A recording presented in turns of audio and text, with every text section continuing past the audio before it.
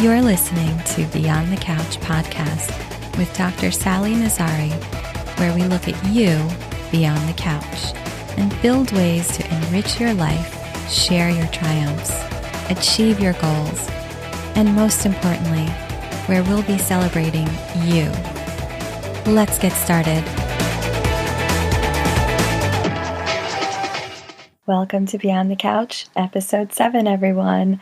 I'm your host, licensed psychologist and Reiki master teacher, Dr. Sally Nazari, and I'm really happy to talk today about trauma and post-traumatic stress disorder, or PTSD. We often think of veterans when we think of PTSD. In large part, much of what we do know about trauma and PTSD is a result of the experiences of Vietnam veterans. Prior to that, while trauma responses existed, there had not been a whole lot of focus on understanding traumatic reactions. And although PTSD tends to be the issue that most often comes to mind when we consider trauma, there are a number of other responses to trauma, including things such as depression, anxiety, substance abuse, difficulties in relationships, and insomnia. We will address some of these elements, but in our multi-episode Looking at Trauma series, we will mostly focus on PTSD. Most of these other issues are embedded within the constellation of PTSD and will make more sense as we understand PTSD. So as we begin our Looking at Trauma series today, it's important to understand what exactly a trauma is. If we think about the definition of a trauma, it's generally defined by dictionaries as a deeply disturbing or distressing occurrence. Often, in medical contexts, it's described as a disruption. Different experts and different fields describe trauma in different ways, which can be confusing and even intimidating if we're looking to do our research. However, there are some common elements in thinking about what a trauma specifically is. From the lens of mental health or psychology, trauma is described by the American Psychological Association as typically an emotional and somatic response to a terrible, overwhelming situation. According to the International Society for Traumatic Stress Studies, traumatic events are shocking and emotionally overwhelming situations that may involve actual or threatened death, serious injury, or threat to physical integrity, while the World Health Organization describes trauma as more of an emergent or disaster-based situation. There are a number of different events that can be traumatic. Some examples of these situations that might immediately come to mind include a serious and potentially life-threatening accident, assault, natural disaster, or combat. Other types of experiences can be traumatic as well, such as surviving or witnessing a crime, or physical, verbal, emotional, and sexual abuse, as well as bullying or even a big move. Sometimes, trauma responses can follow any major change or disruption in a person's life. Many people are exposed to traumatic events. In the time immediately following a trauma, most people will have the experiences of PTSD that we will be talking about. However, over time, for many people, those experiences naturally decrease and they're not diagnosed with PTSD. In other words, they naturally recover from the traumatic event. There are some people who do not recover and are later diagnosed with PTSD.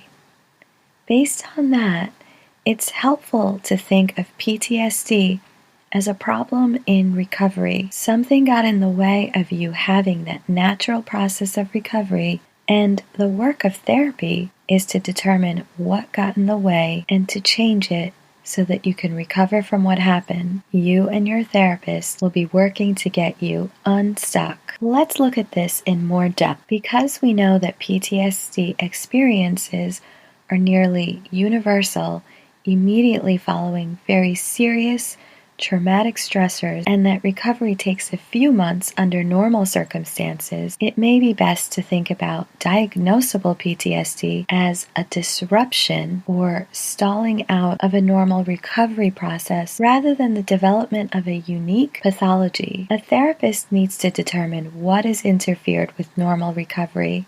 In one instance, for example, it may be that someone believes that they will be overwhelmed by the amount of emotional reactivity that will emerge if he stops avoiding and numbing himself. Perhaps he was taught as a child that emotions are bad and that he should just get over it. In yet another instance, someone may have refused to talk about what happened with anyone because she blames herself for letting the event happen, and she is so shamed and humiliated that she's convinced that others will blame her too. In a third case, a person may have seen something so horrifying that every time he falls asleep and dreams about it, he wakes up in a cold sweat.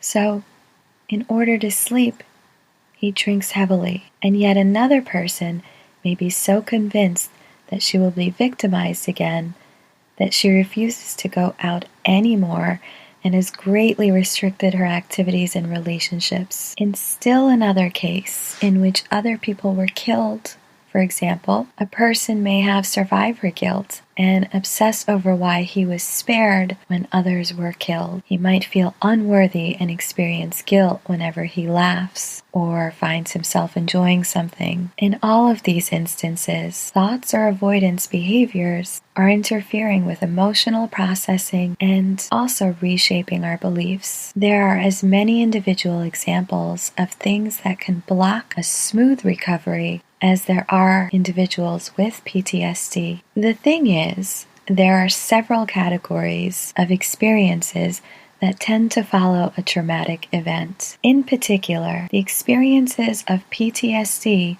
fall into 4 clusters. The first cluster is the re-experiencing of the event in some way. This includes nightmares about the event or other scary dreams. Flashbacks, when you act or feel as if the incident is recurring.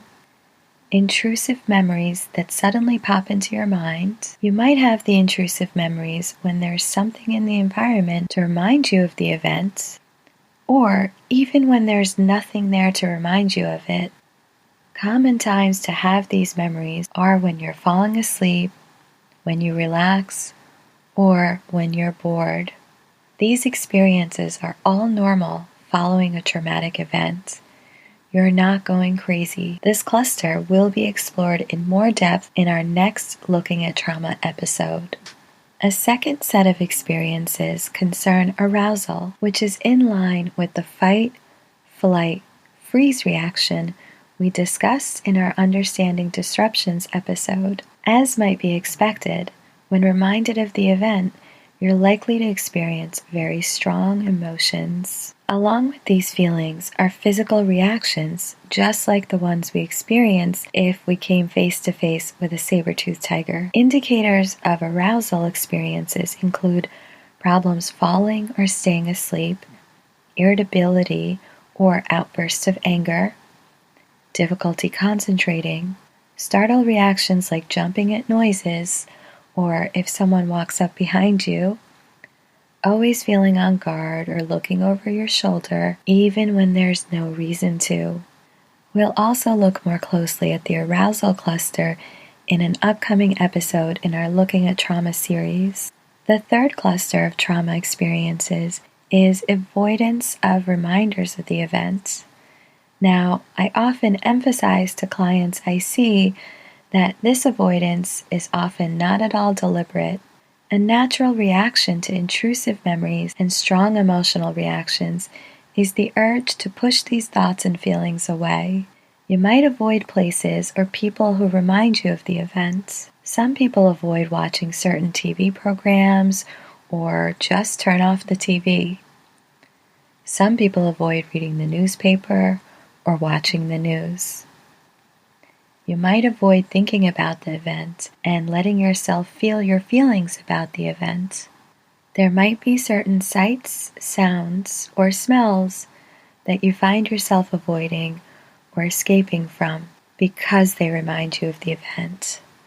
Sometimes people have trouble remembering all or part of the event, and sometimes people feel numb and cut off from the world around them. This feeling of detachment or numbness is another form of PTSD avoidance. Sometimes it's described as feeling as though you're watching life from behind glass.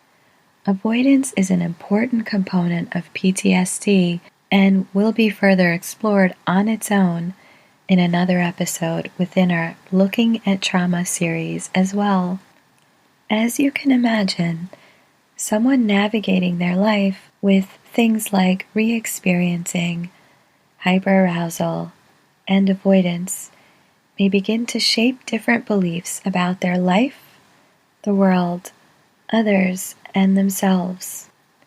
It makes sense that these set of experiences on a day-to-day basis can begin to reshape our view of not only ourselves and others, but about the world and the rules we have always had in our minds about how the world works.